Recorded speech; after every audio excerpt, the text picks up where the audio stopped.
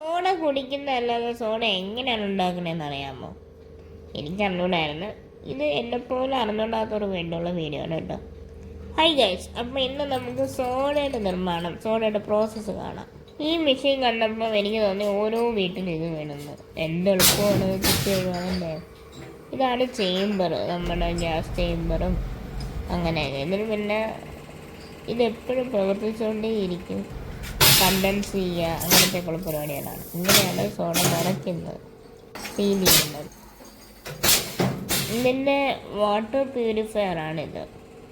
പിന്നെ നിങ്ങൾ കേൾക്കുന്ന ഈ ശബ്ദം ഉണ്ടല്ലോ, നല്ല സൗന്ദര്യമായ ശബ്ദം, അതുണ്ടാക്കുന്നതാണ് നേരത്തെ കണ്ട മോട്ടർ. പിന്നെ ഇപ്പോൾ ഒരു ശബ്ദം കേൾക്കുള്ളൂ ഇത് കഴിയുമ്പോൾ. ഇതാണ് ഗ്യാസ് ഫില്ലാവുന്നത്.